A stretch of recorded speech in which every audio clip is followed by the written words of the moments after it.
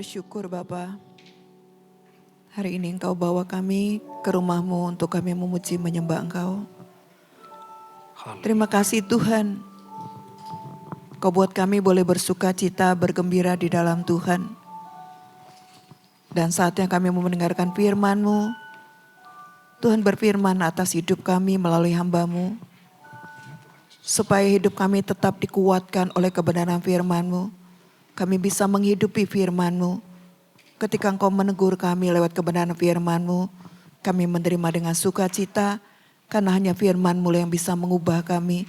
Firman-Mu yang bisa membuat kami mengalami damai sejahtera, dan firman-Mu yang membuat kami bisa mengalami pemulihan. Amin. Terima kasih Tuhan Yesus, berkati hamba-Mu yang akan menyampaikan firman Tuhan, urapan-Mu bersama dengan dia, dan setiap kami yang mendengarkan firman Tuhan, berkat yang sama juga tercurah dalam hidup kami.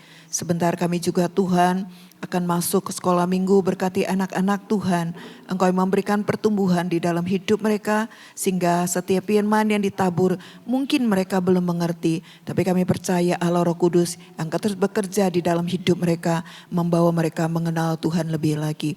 Terima kasih Bapa di surga, kami menyerahkan pemberitaan firman-Mu dari awal sampai pada akhirnya. Biar nama Yesus dipermuliakan dan setiap kami di tempat ini mengalami sukacita. Berfirmanlah Tuhan, ini waktu-Mu, kami siap mendengarkan firman-Mu. Di dalam nama Tuhan Yesus kami berdoa, kami memohon dan kami meminta. Haleluya. Amin. Amin. Puji Tuhan. Shalom Bapak Ibu. Shalom, ada sukacita di rumah Tuhan. Puji Tuhan. Ya, kita bertemu kembali dalam kasih dan anugerah kebaikan daripada Tuhan. Baik Bapak Ibu, kita tak henti-hentinya untuk belajar firman Tuhan. Hari ini saya buat tema keraguan menjadi keberanian percaya. Gak kelihatan ya Pak? Di situ nih PPT-nya ya. Oke, maaf. Oke. Keraguan menjadi keberanian percaya. Terambil dari firman Tuhan, masih saya lanjutkan Yohanes 20 ayatnya yang ke-29. Mari. Demikian firman Tuhan, kata Yesus kepadanya, karena engkau telah melihat aku, maka engkau percaya. Berbahagialah mereka yang tidak melihat, namun percaya. Terima kasih. Baik, dikatakan di sini dalam ayat 29, Yesus berkata kepada murid-muridnya, karena engkau telah melihat aku, maka engkau percaya. Berbahagialah mereka yang tidak melihat, namun percaya. Bapak Ibu, perikop firman Tuhan ini disampaikan oleh Tuhan Yesus. Sebenarnya bukan hanya kepada Thomas, sudah saya sampaikan 2 minggu lalu. Tidak disampaikan hanya kepada Thomas, namun Thomas menjadi perwakilan dari murid-murid yang tidak percaya akan kebangkitan, akan kenaikan kepada Tuhan Yesus. Yesus berkata bahwa engkau sudah melihat aku, maka engkau percaya. Gambaran ini menjadi gambaran semua para murid. Dan kalau kita lihat firman Tuhan, selama dari waktu 3,5 tahun murid-murid bersama dengan Tuhan Yesus. Dan waktu 3,5 tahun itu bukanlah suatu waktu yang singkat. Umpamanya ini hampir 3 tahun ya Bu ya.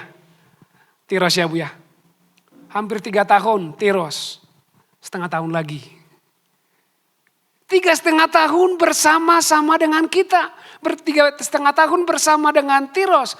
Bahwa sebenarnya kalau kita lihat firman Tuhan di sini. Bahwa murid-murid setiap hari bersama-sama dengan Tuhan. Tapi ternyata waktu yang 3,5 tahun. Tidak membuat murid-murid menjadi orang yang setia. Dan orang-orang yang dikatakan orang-orang yang percaya penuh kepada Tuhan. Mereka melihat mujizat dilakukan. Mereka melihat Yesus mengajar. Mereka melihat yang belum pernah terjadi, Bapak Ibu. Mereka melihat semuanya. Yesus mengajarkan tentang kerajaan Allah. Yesus mengajarkan tentang pengampunan. Yesus mengajarkan tentang berbahagia. Bahkan diteguhkan. Kalau kita lihat firman Tuhan, diteguhkan dengan mujizat demi mujizat. Saya renungkan sesuatu yang alami terjadi, Bapak Ibu. Alami terjadi, tapi di firman Tuhan kalau sekarang menurut saya tidak alami lagi. Kenapa dikatakan, saya katakan alami? Karena ketika Yesus hadir, murid-murid dipanggil dan mengikut Yesus. Kalau kita perhatikan firman Tuhan, pada saat itu zamannya adalah zaman di mana bangsa itu menunggu satu orang raja yang akan melepaskan mereka dari perbudakan, melepaskan mereka dari penjajahan Romawi, dan melepaskan mereka dari kesesakan hidup yang begitu sesak, yang dijepit pajak di mana-mana. Kalau sekarang krisis terjadi, tahun-tahun yang lalu dikatakan pajak, tapi kalau kita lihat firman Tuhan bahwa zaman Yesus, perjanjian baru sebelum zaman Yesus dan setelah zaman Yesus, pajaknya luar biasa. Kalau di gereja kan belum pernah saya dengar Pak Gembala mau ngomong tentang perburuan. Tapi kalau kita buka di online yang lain, gereja yang lain, menyatakan perburuan. Tapi kalau kita lihat firman Tuhan Bapak Ibu, bukan hanya perpuluhan, ada potongan. Kita dapat 100.000, mungkin yang masuk ke kantong kita cuma 20.000. Berat Bapak Ibu. Para murid berpikir sama dengan yang lain bahwa Yesus datang untuk menyelamatkan mereka. Sehingga ketika Yesus disalibkan, yang terjadi apa? Jelas firman Tuhan katakan ketika Yesus disalibkan, hal-hal yang di luar dugaan terjadi. Namun Bapak Ibu, kita lihat dulu. Tadi saya katakan menyebabkan mereka ragu dan mereka mundur adalah karena pada saat itu mereka punya harapan yang berbeda tentang Yesus, tentang kehadiran Yesus. Namun sebelum ke situ Bapak Ibu, kita buka dulu Markus pasal 14.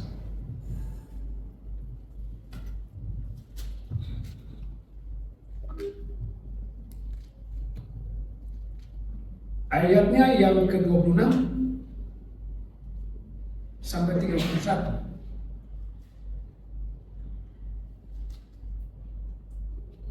Silakan. 14 ayat 26 sampai 31. Markus 14 ayat ke-26 sampai Maaf sebelum ke situ kita lihat dulu sebentar. Ini PPT-nya agak gelap. Saya coba lihat lagi kembali. Saya salah ambil hurufnya. Oh ya benar, silakan. Markus 14 ayat 26 sampai 31. Sesudah mereka menyanyikan nyanyian pujian, pergilah mereka ke Bukit Zaitun. Lalu Yesus berkata kepada mereka, "Kamu semua akan tergoncang imanmu, sebab ada tertulis, Aku akan memukul gembala dan domba-domba itu akan tercerai-berai. Akan tetapi sesudah aku bangkit, aku akan mendahului kamu ke Galilea." Kata Petrus kepadanya, "Biarpun mereka semua tergoncang imannya, aku tidak." Lalu kata Yesus kepadanya, "Aku berkata kepadamu, sesungguhnya pada hari ini, malam ini juga, sebelum ayam berkokok dua kali, engkau telah menyangkal aku 3 kali." Tetapi dengan lebih bersungguh-sungguh, Petrus berkata, "Sekalipun aku harus mati bersama-sama engkau, aku tak akan menyangkal engkau." Semua yang lain pun berkata demikian juga. Kita bandingkan dengan Matius pasal 26 ayat 30 sampai 35. Matius 26 30 sampai 35. Demikian firman Tuhan. Sesudah menyanyikan nyanyian pujian, pergilah Yesus dan murid-muridnya ke Bukit Zaitun. Maka berkatalah Yesus kepada mereka, "Malam ini kamu semua akan tergoncang imanmu karena aku. Sebab ada tertulis, aku akan membunuh gembala dan kawanan domba itu akan tercerai-berai. Akan tetapi sesudah aku bangkit, aku akan mendahului kamu ke Galilea." Petrus menjawabnya, Biarpun mereka semua tergoncang imannya karena engkau, aku sekali-kali tidak. Yesus berkata kepadanya, aku berkata kepadamu, sesungguhnya malam ini, sebelum ayam berkokok, engkau telah menyangkal aku 3 kali. Kata Petrus kepadanya, sekalipun aku harus mati bersama-sama engkau, aku tak akan menyangkal engkau. Semua murid yang lain pun berkata demikian juga. Terima kasih. Bapak Ibu, kenapa ini saya buka dari Matius sama Markus ini biar kita mengerti lebih dalam lagi hal yang kita sedang jalani hari ini tentang pencurahan Roh Kudus. Betapa pentingnya pencurahan Roh Kudus itu. Dikatakan di dalam perikop ini, Yesus bertanya kepada Petrus sebenarnya. Bahwa dikatakan Petrus, hari ini bahwa iman kalian semua akan tergoncang. Tapi Petrus katakan bahwa biarpun semua orang terguncang imannya, tetapi saya tidak. Saya ingat ini waktu awal-awal pertobatan. Wah, luar biasa. Sekali Yesus tetap Yesus maju terus. Takut enggak pantang mundur, maju terus. Sama Bapak Ibu Petrus. Katakan dah, sekalipun semua orang tergoncang imannya, saya tidak. Dalam ayat selanjutnya dikatakan satu hal yang jelas firman Tuhan katakan. Murid-murid yang lain pun berkata demikian. Kepo. Saya juga mau kalah. Saya juga berkata sama. Kalau orang lain tergoncang, saya tidak tergoncang. Kalau orang meninggalkan Tuhan, saya tidak meninggalkan Tuhan.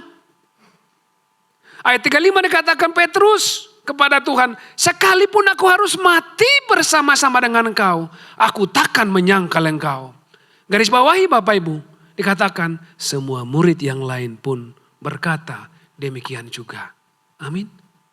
Apakah juga sama dalam pengikutan kita akan Tuhan? Kita katakan, dah saya sekalipun saya mati, saya akan tetap mengikut Tuhan. Wow, iman yang luar biasa Bapak Ibu. Iman yang luar biasa. Kita melihat ketika orang pertama bertobat dan percaya Tuhan. Kemarin saya ngobrol dengan Pak Gem di depan. Saya bilang, puji Tuhan. Ada malaikat yang turun dari surga dan naik lagi. Karena minggu lalu kami menginjili satu orang. Bapak, terima Yesus. Cuman dia jauh dari sini. Saya mau ajak ke sini itu cukup jauh. Saya bilang luar biasa Bapak Ibu. Dia terima Yesus sebagai Tuhan dan Juru Selamat. Dia katakan, minggu ini adalah minggu pertama saya akan masuk gereja. Luar biasa Bapak Ibu. Murid-murid berkata hal yang sama. Murid yang lain juga berkata yang sama. Namun yang terjadi Bapak Ibu. Dalam perjalanannya hal yang bertolak belakang. Dan 180 derajat berubah. Perkataan mereka, pengakuan mereka. Ketika menghadapi apa? Ketika mereka menghadapi tantangan. Ketika mereka menghadapi yang namanya cobaan. Ketika tujuan mereka tidak tercapai. Banyak kan yang kita lihat ketika pertama kali baru bertobat, percaya, wah gereja dimanapun maha hadir. Ada hamba Tuhan, altar call dia maju ke depan. Saya mau dinubuatkan, saya mau didoakan. Tetapi tidak segampang itu Bapak Ibu. Tapi kita lihat banyak orang yang akhirnya yang komitmennya pertama, yes praise the Lord, puji Tuhan. Saya akan menjadi seorang pelayan, saya menginjili. Tapi karena banyaknya tantangan, dia pun mundur. Mungkin juga di antara kita pernah mengalami yang sama. Tapi puji Tuhan tidak satu pun kita akhirnya hilang. Dan saya percaya semua itu adalah karena anugerah, kebaikan dan kemurahan Tuhan. Amin. Murid-murid berkata hal yang sama. Saya tidak akan mundur. Kita lihat. Yohanes 20 ayatnya yang ke-29.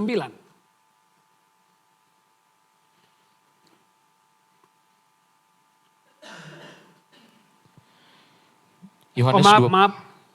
Lukas 22 ayat 54 sampai 62. Lukas 22.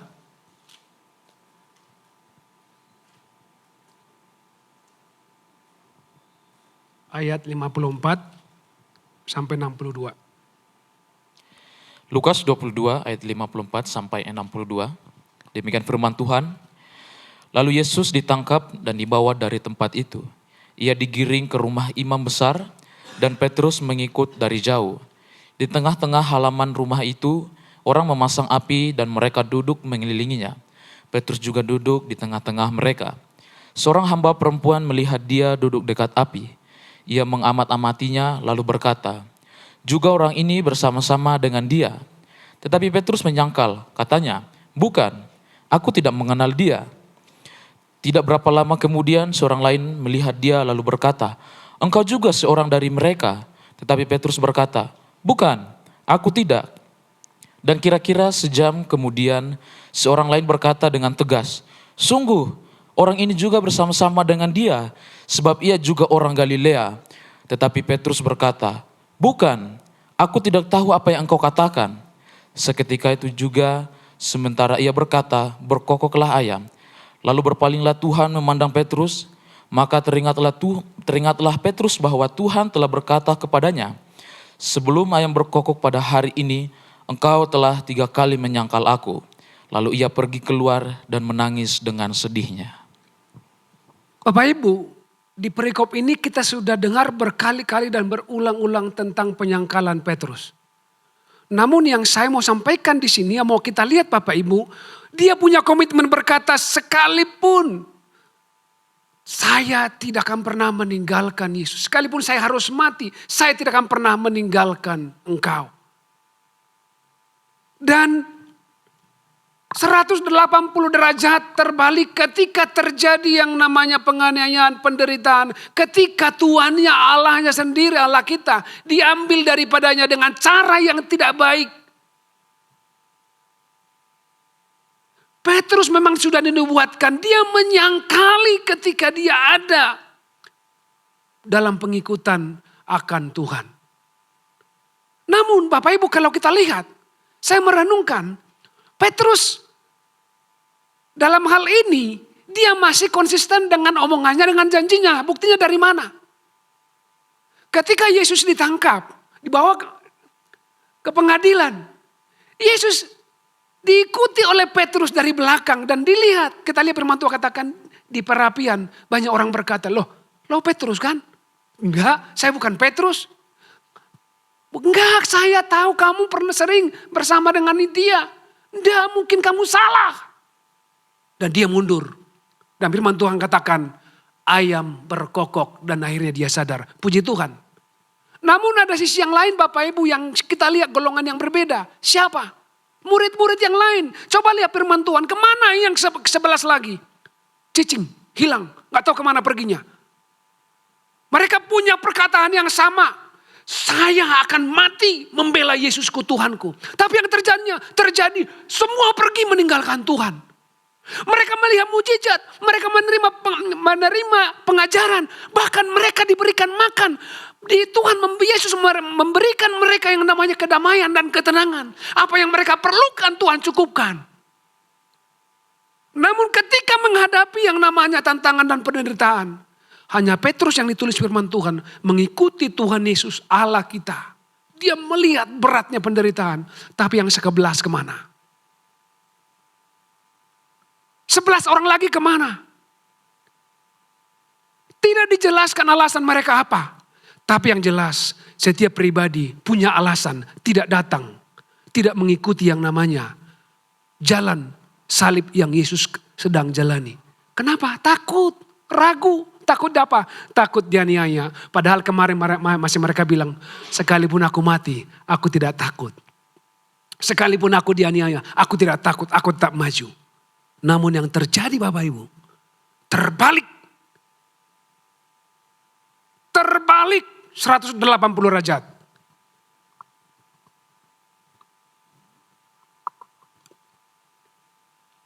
Mana komitmennya?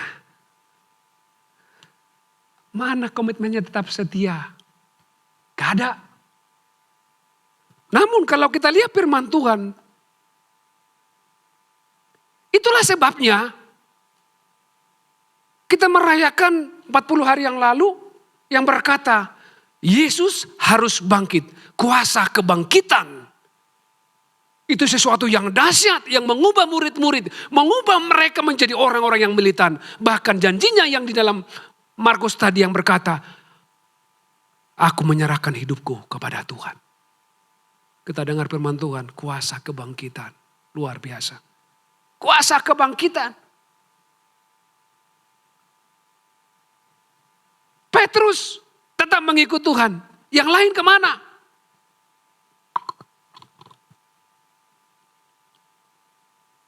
Sebenarnya 3,5 tahun cukup untuk murid-murid menjadi seorang yang setia.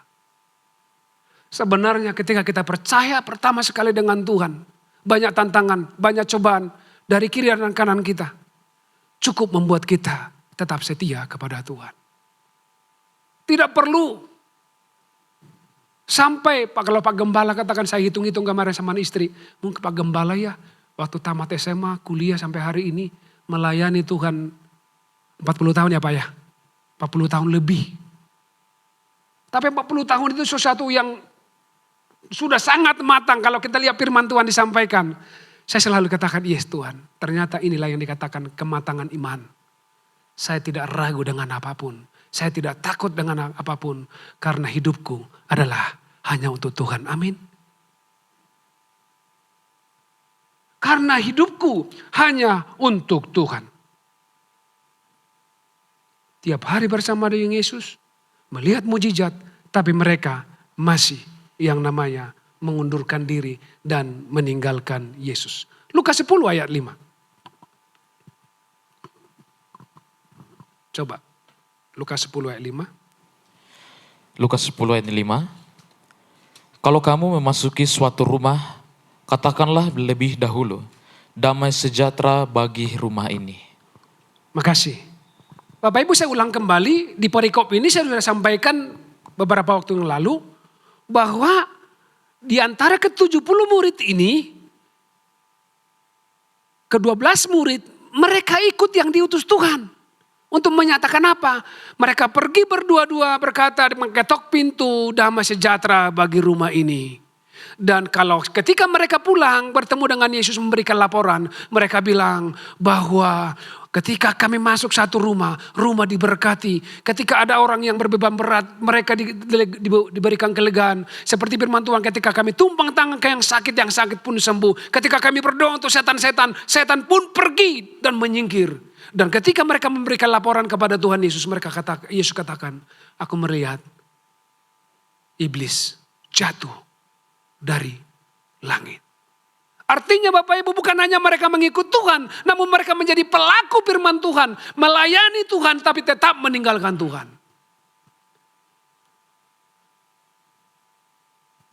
Sepatutnya mereka adalah orang-orang yang militan di dalam setiap pengikutan mereka akan Tuhan. Karena itu, kalau kita lihat firman Tuhan, Yesus Allah kita itu adalah Maha Tahu yang tidak membiarkan murid-muridnya hilang begitu saja. Dan dia sudah mengajarkan bahwa dia akan mati dan dia akan bangkit. Ternyata Bapak Ibu seperti yang sudah diajarkan dan kita dengar firman Tuhan. Kuasa kebangkitan itu membalikkan semua keadaan yang kemarin yang dialami murid-murid yang meninggalkan Yesus. Kuasa kebangkitan itu membuat mereka bersorak-sorak. Dan kuasa kebangkitan itu membuat mereka orang-orang yang berani menyerahkan nyawa mereka di dalam seluruh perjalanan hidup mereka.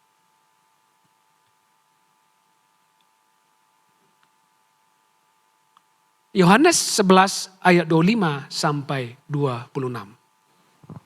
Demikian firman Tuhan. Jawab Yesus, akulah kebangkitan dan hidup. Barang siapa percaya kepadaku, ia akan hidup walaupun ia sudah mati. Dan setiap orang yang hidup dan yang percaya kepadaku tidak akan mati selama-lamanya. Percayakah engkau akan hal ini? Terima kasih. Luar biasa Bapak Ibu dalam firman Tuhan ini. Bahwa dikatakan bahwa setiap orang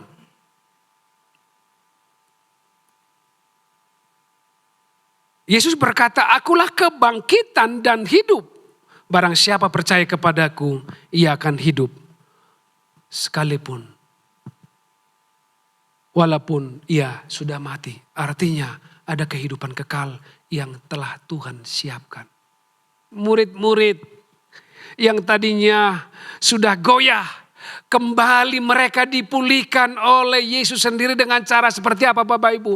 Dengan kebangkitannya, Yesus bersama-sama dengan mereka selama 40 hari. Dan 10 hari ini kita menunggu turunnya Roh Kudus. Apa yang dilakukan oleh Yesus bagi mereka? Kalau kita lihat firman Tuhan, murid-murid pun tidak percaya. Bahkan sampai Yesus pun menunjukkan dirinya bukan ke 11 murid-murid. Tapi dia menunjukkan dirinya kepada Maria Magdalena dan kepada Theolopius. Murid yang lain. Dan yang kedua ini datang kepada murid-murid. Tetap mereka tidak percaya. Lihat sampai seperti itu Bapak Ibu. Dan katakan firman Tuhan hari ini. Bahwa murid-murid yang sudah goyang imannya. Mereka diteguhkan kembali. Ada pemulihan ketika Yesus datang. Memberikan damai, sejahtera dan sukacita. Kehadiran Yesus menghapus keraguan menjadi percaya. Yohanes 20:27 katakan apa? Thomas, lihatlah tanganku. Cocokkanlah jarimu. Apakah aku ini? Dan firman Tuhan katakan, Thomas katakan, tidak Tuhan, aku sudah melihat. Gak usah saya cocokkan, sudah engkau Tuhan, engkau Allah. Mereka bersembunyi, mereka takut dari lingkungannya dan mereka bersembunyi. Takut mereka dikejar-kejar dan mungkin mereka menjadi salah satu seperti Yesus yang ditangkap.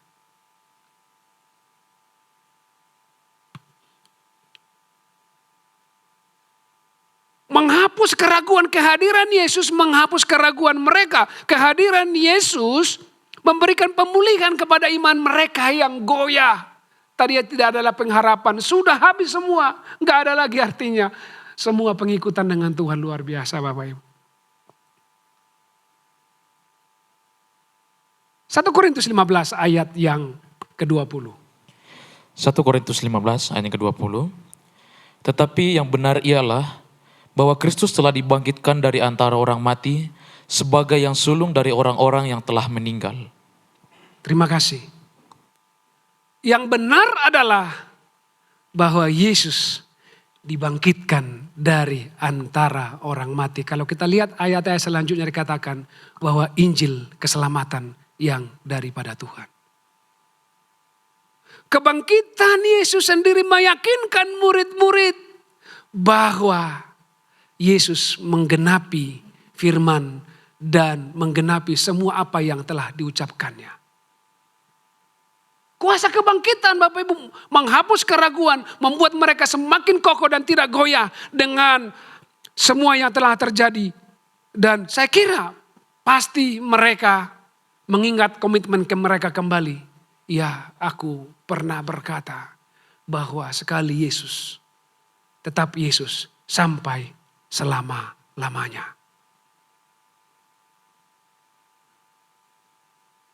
Di dalam perjalanan panggilan bersama dengan Tuhan, saya secara pribadi mau saya saksikan, sempat pernah ada masuk di hati dan pikiran, apakah benar aku dipanggil menjadi seorang pelayan. Dan pikiran itu dipengaruhi oleh banyak hal yang terjadi di sekitar saya. Tekanan, cobaan, dan belum penganiayaan Bapak Ibu. Tetapi yang membuat saya akhirnya berpikir, waduh, ribu ulang kembali pengikutan dengan Tuhan. Hampir-hampir saya jatuh, hampir-hampir saya tergeletak. Makanya ada lagu selalu yang saya nyanyikan ketika saya masih kuliah ambil sekolah teologi. Lagu ini selalu rema di hati saya. Saya pasti ambil gitar. Saya ambil gitar karena asrama kita itu terbuat masih dari bambu. Asrama satu sama asrama lain akan kedengaran. Saya main nyanyi dan dia di kamar yang lain juga akhirnya ikut nyanyi. Dan asrama yang lain pun ikut nyanyi. Saya pikir kenapa ya cuma saya yang nyanyi. Kok ikut-ikutan yang lain? Berarti mereka juga punya permasalahan yang sama. Begitu ya. Lagunya adalah begini. Ketika aku berbeban berat, ku datang kepada Yesus. Dia bebaskanku dan lepaskanku, kini aku jadi baru. Wah. Ketika aku berbeban berat, ku datang kepada Yesus, dia lepaskan aku, dia bebaskan aku. Dan ada sorak-sorai kemenangan. Yesus, Yesus, Tuhan mulia namamu. Ku tinggikan, ku agungkan namamu selama-lamanya. Bisa saya nyanyikan Bapak Ibu berulang-ulang. Saya ambil gitar sampai penuh sukacita di hati saya. Baru saya selesai dan saya berdoa.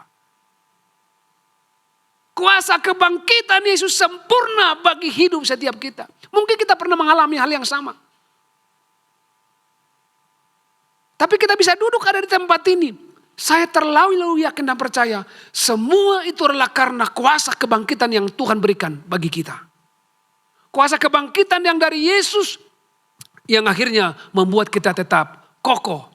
Duduk, berdiri dalam kehidupan kita.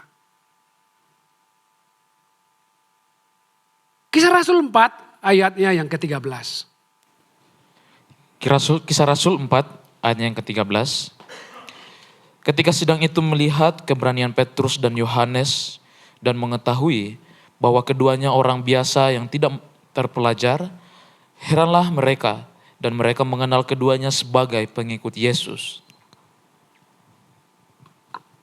Silakan duduk.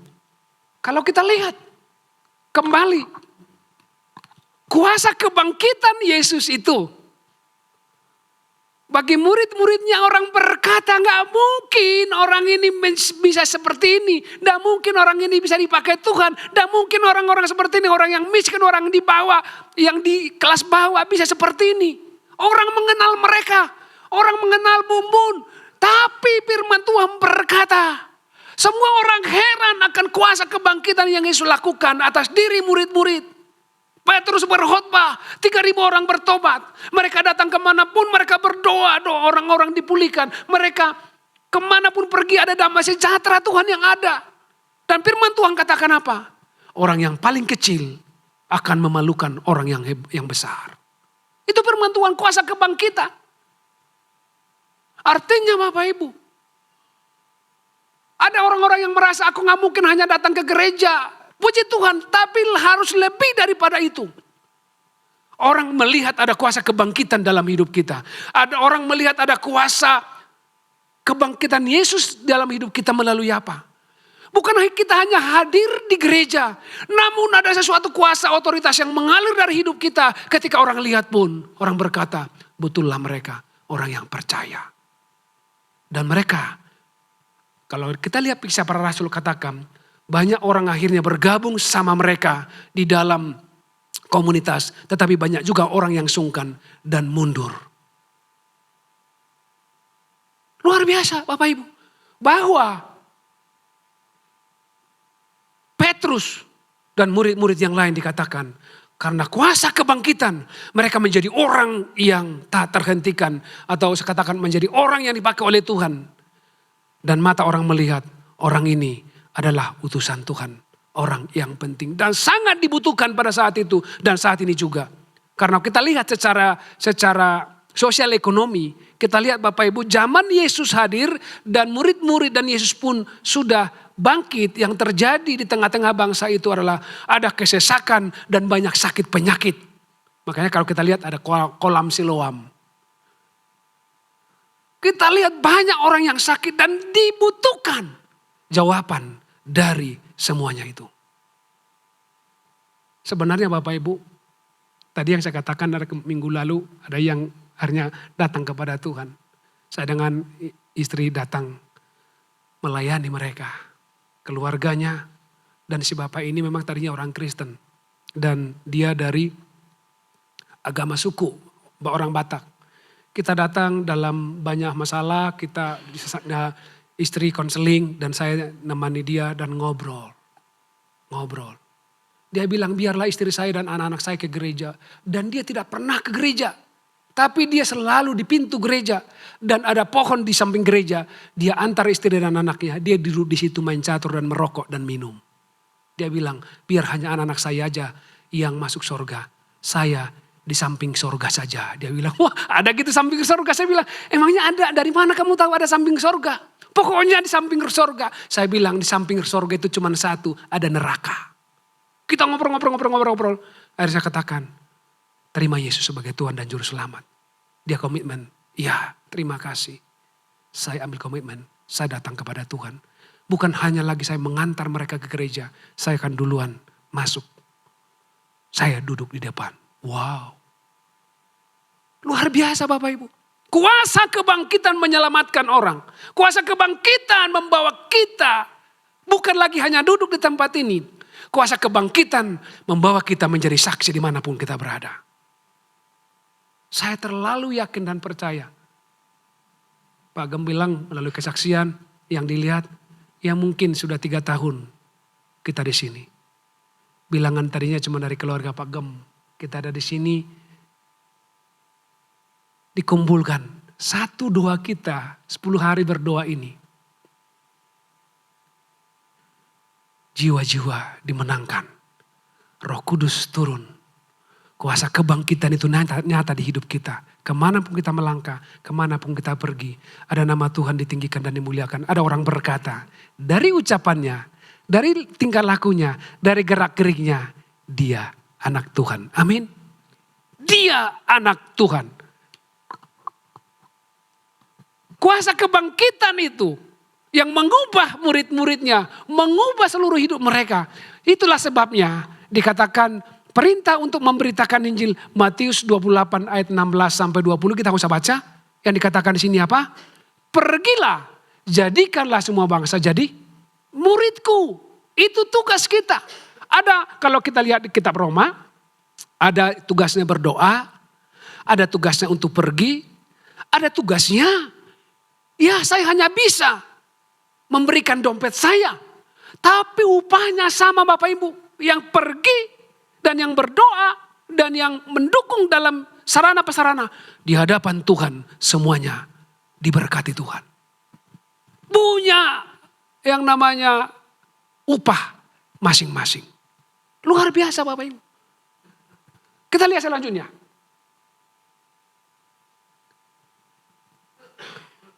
Keraguan menjadi keberanian percaya. Bapak Ibu itu tadi sampaikan, saya ulang kembali. Tadi yang pertama awal-awal murid-murid punya komitmen. Dan komitmen itu mereka ingkari. Dan Yesus mengasihi mereka untuk mereka tetap kembali kepada Tuhan. Yesus dia harus hadir melalui kuasa kebangkitannya. Pertama mengubah mereka, membuat mereka percaya, membuat mereka menjadi orang yang teguh dalam iman. Ketika mereka berkata, saya akan memberikan hidupku kepada Tuhan. Apapun yang terjadi saya berani mati kepada Tuhan. Namun Bapak Ibu, itu hanya omongan saja. Gak mungkin bisa terjadi. Kenapa?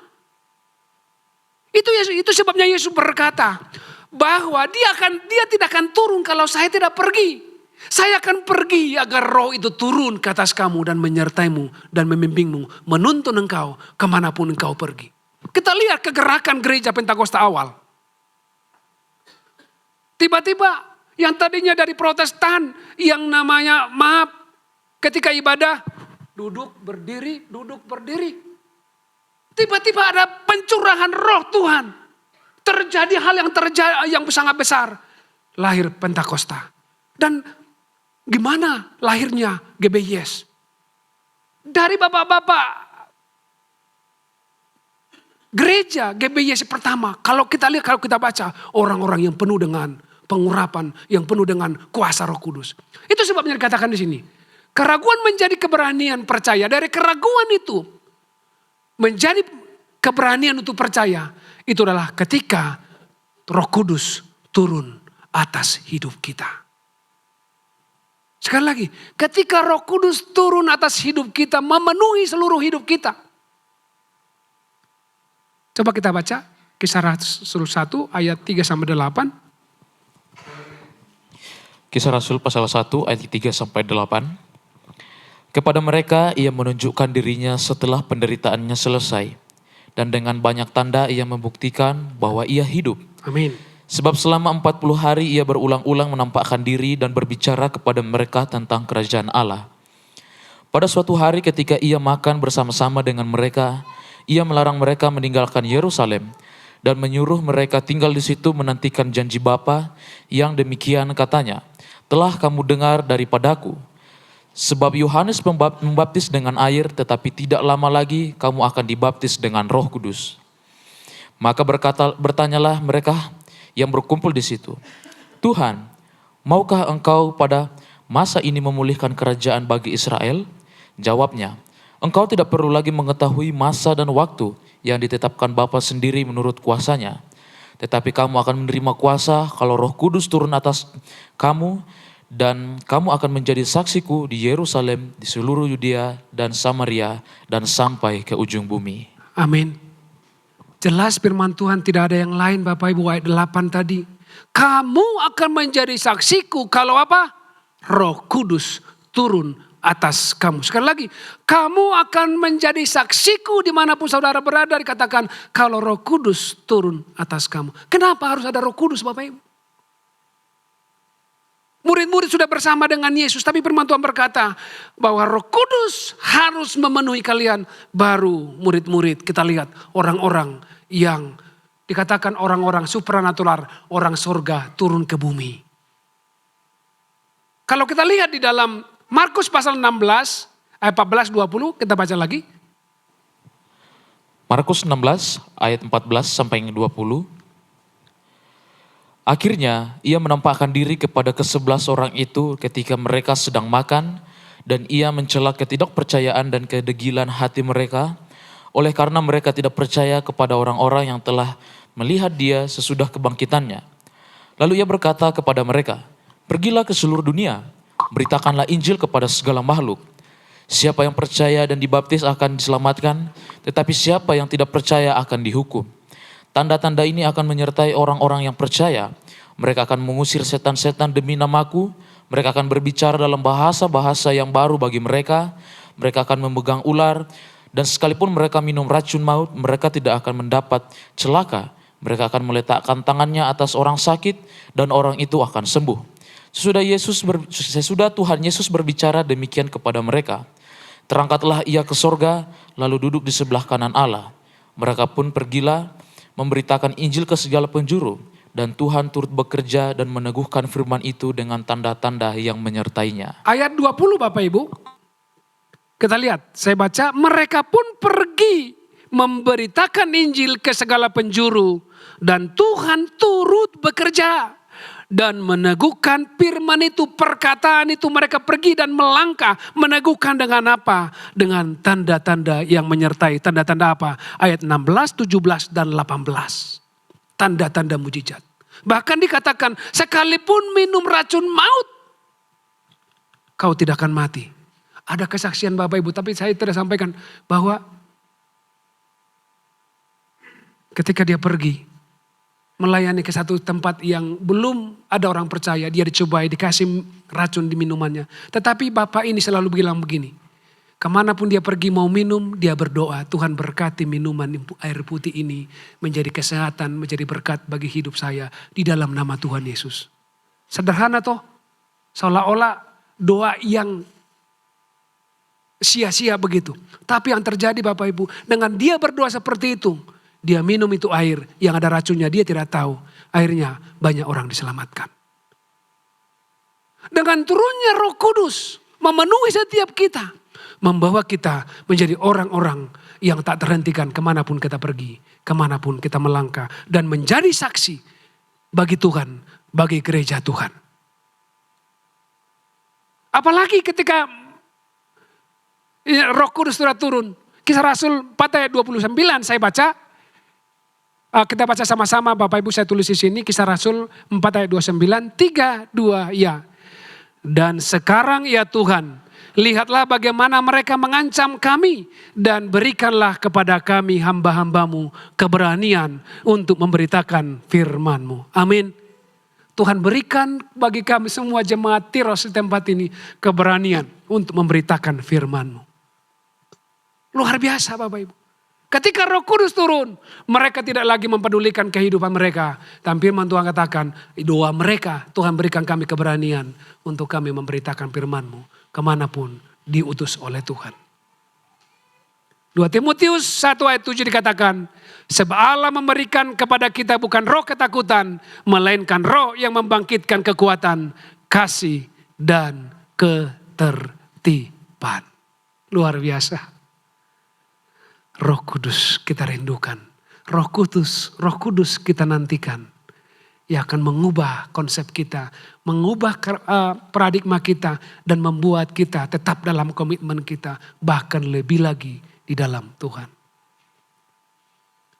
Ketika kemarin disodorkan tentang pokok doa, saya bergumul sebenarnya. Saya berdoa, Tuhan gimana? Karena jam 2 saya itu jam 3, jam 4 pagi. Tapi saya lihat Yosua sudah tulis jam 3 sampai jam 4. Wow, puji Tuhan. Puji Tuhan. Saya lihat ada yang kosong. Dah Tuhan, saya komitmen lah. Tuhan mau yang mana? Saya ambil lagi di atasnya. Jam 2. Tapi gak tahu siapa jam 1 gitu ya. Jam 2, saya ambil jam 2. Dan puji Tuhan. Sampai hari ini saya bangun jam 2 lebih. Tapi saya duduk berdoa. Sekalipun tidak sampai sejam. Tapi saya berdoa. Saya bilang Tuhan luar biasa ya. Kok bisa ya? Terus jam 7, jam 8 lagi harus berdoa. Tapi belajar berkomitmen. Karena apa? Tuhan akan memberikan kita kekuatan. Kita sudah tuliskan di situ. Kita berkomitmen. Kita sudah doakan setiap Kamis dan setiap hari. Kita katakan itu jadi dalam nama Tuhan. Dan Tuhan tambahkan jiwa-jiwa di tempat ini. Dan ketika Roh Kudus turun tempat ini. Percayalah.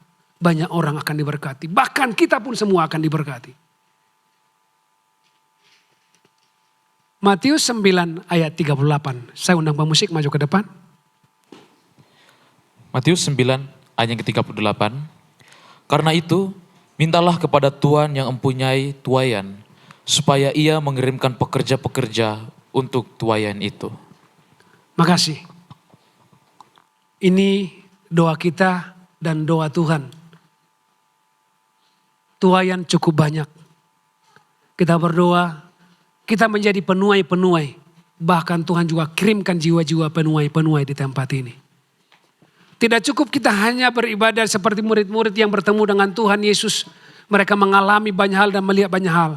Ada satu hal yang Yesus katakan. Dia akan turun ketika aku naik. Yaitu Roh Kudus. Bagaimana caranya agar kita dipenuhi Roh Kudus? Saya percaya kita semua Roh Kudus sudah tinggal dalam kehidupan kita. Namun mari kita lebih lagi di hadapan Tuhan. Memohon keberanian daripada Tuhan untuk mengucapkan firman Tuhan itu. Menjadi saksi dimanapun kita berada. Percaya urusan dia bertobat adalah urusan Tuhan. Yang penting kita sampaikan firman Tuhan. Amin Bapak Ibu. Ini menjadi doa kita. Kita katakan, aku perlukan. Sebagai respon firman Tuhan hari ini.